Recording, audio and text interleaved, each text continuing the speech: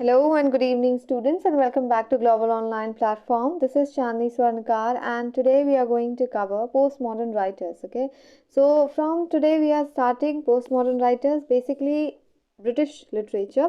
So we are going to cover one by one each writers that are important for your Maharashtra SET exam 2024. Okay, you can get my lectures at 9, not at 9, I'm sorry, at 8 p.m. on a daily basis.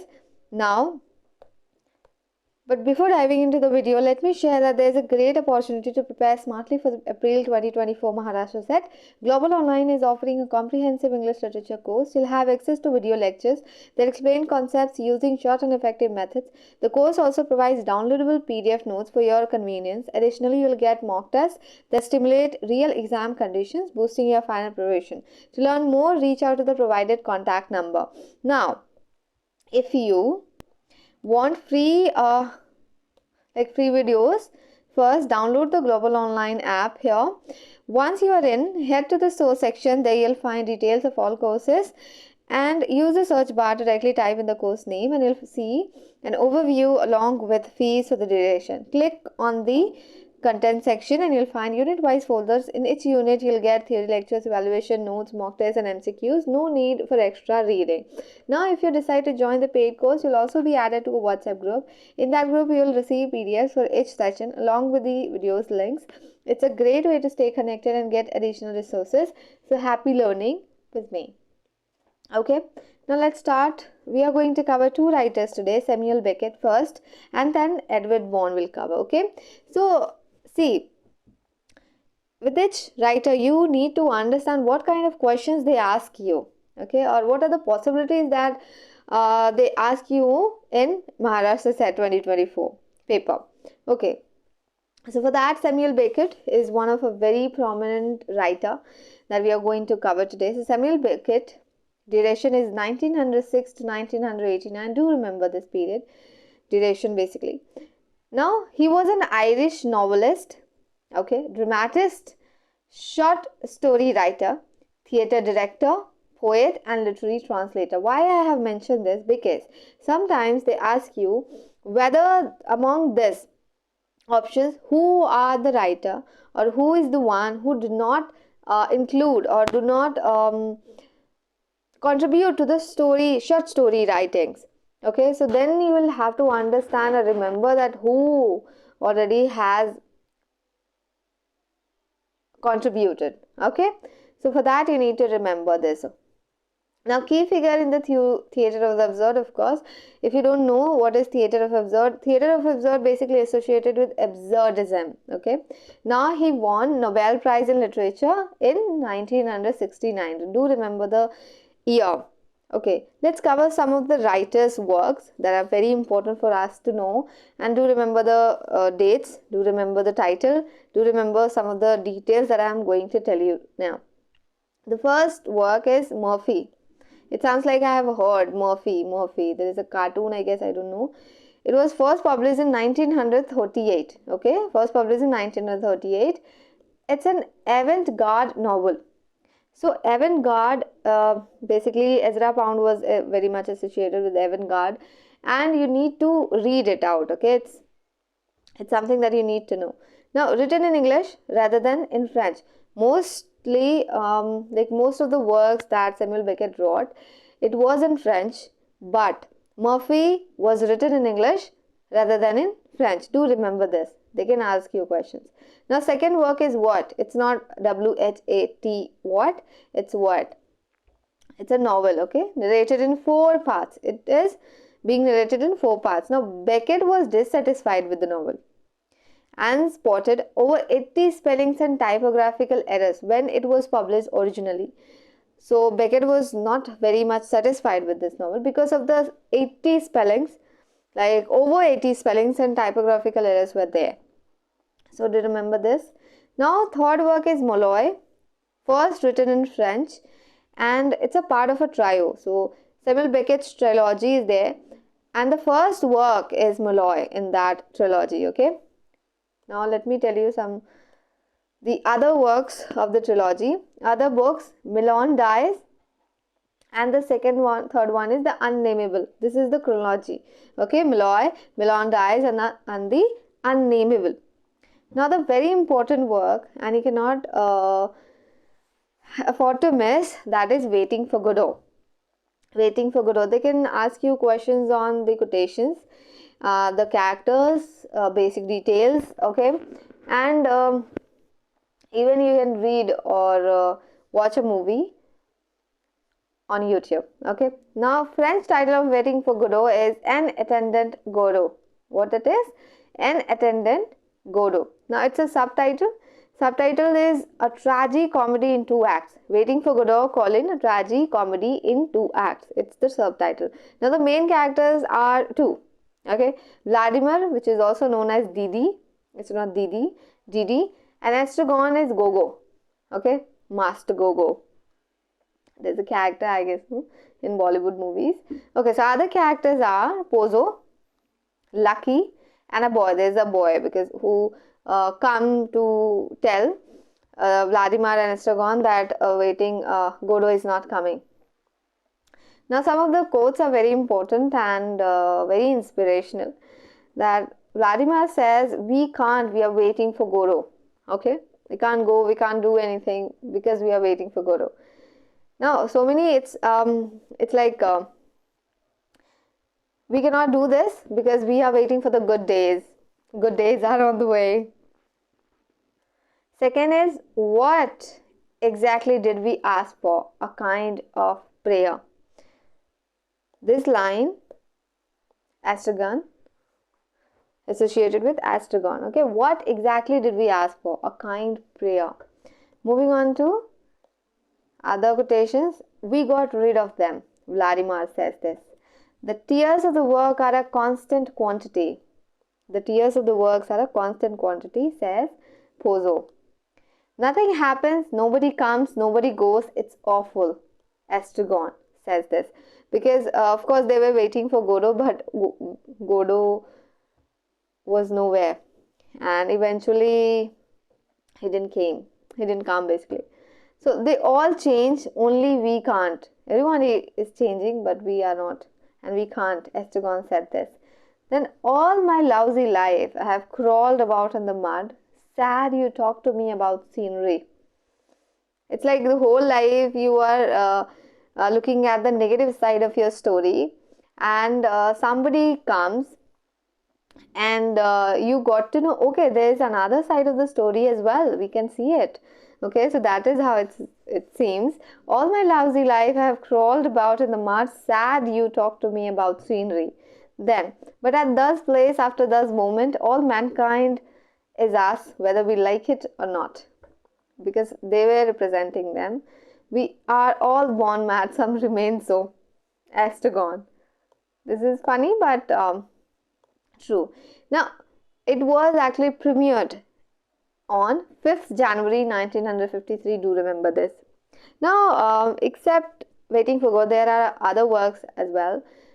5th work is Endgame. It's a tragicomedy and 1-act play. It's about a blind, paralyzed, domineering elderly man. Okay, so it's all about elderly man and the whole story goes around him. And he was basically blind. It was originally written in French. Okay, Fin de Party. Fin de Party. It was translated in English by Beckett. Beckett himself translated it. And Harold Bloom, a very critic, you know it. I know of no other work of its reverberatory power. He said about this particular work, I know of no other work of its reverberatory power. Now the characters you need to remember, characters are Hem, Clove, Nag and Nell. Hem, Clove, Nag and Nell. Okay. So these are the characters. Now moving on. There's a quotation says Hem, my kingdom for a night man. My kingdom for a night man. Do remember, they can ask you a question in this. Now the 6th work is Krapp's Last Tape. Krapp's what? Krapp's Last Tape. It was basically 1958 work. 1-act play written in English basically. Now written for Northern Irish actor. Okay, like for particular person, Samuel Beckett wrote it. So who is the person? He was a Northern Irish actor, Patrick Maggie. It's not Maggie. Okay, 2 minutes Maggie. It's not Maggie. First title, The Crab's Last Day, first titled as Maggie Monologue and referred as one of his most personal works. Most personal works. Do remember this basic details. Seventh, How It Is, published in French, and it is like, it has 3 parts. Okay, so the first part is before PIM, with PIM, and after PIM, like kal, aaj, or aane wala kal. Okay, before PIM, with PIM, and after PIM. It's like that. Now moving on to I think I have covering all the questions. Okay, never mind. Ninth one is Happy Days. It's a play, but in 2 acts. Okay. Earlier we were covering 1 act plays like Endgame and then Crab's Last Day, but Happy Days is a play in 2 acts. First performed in 1961. Named The Independent as one of the 40 best plays of all time. The Independent, basically a newspaper. Okay. So there it is regarded as one of the 40 best plays of all time. Winnie's famous refrain is, "Oh, this is a happy day. Oh, this is a happy day. Oh, this is a happy day." Continuously she repeats it. Okay. So some of the characters are here. Winnie and Willie. It's like, I think I have heard somewhere Winnie and Willie. I don't know where, but so Winnie says, "To have been what I always am, and so changed from what I was." To have been what I always am, and so changed from what I was. Okay, so do remember who said this line and from where it is from. Now, second writer is Edward Bond, born in 1934. He is basically an English playwright, theatre director, poet, dramatist, theorist, and screenwriter. Okay, dramatic theorist. Okay, so works are, some of the works are the very famous. The first one is Saved. It was published in 1965. See here, Laurence Olivier basically wrote a letter to the Observer and says, "Saved is not a play for children, but it is for grown-ups. And the grown-ups of this country should have the courage to look at it." Okay, Laurence Olivier read this particular work and wrote a letter to the Observer and says that Saved is not a play for children, but it is for grown-ups, and the grown-ups of this country should have the courage to look at it. Okay, moving on. Second work is Early Morning. Surrealist farce. It's a surrealist farce, first produced in 1968, and the play takes place in a contorted version of the court of Queen Victoria, who is portrayed as a lesbian. So this is an interesting thing to note it down. Do write it somewhere, and or you can also take a screenshot. Now the third work is Narrow Road to the Deep North. Narrow Road to the Deep North. Narrow Road to the Deep North.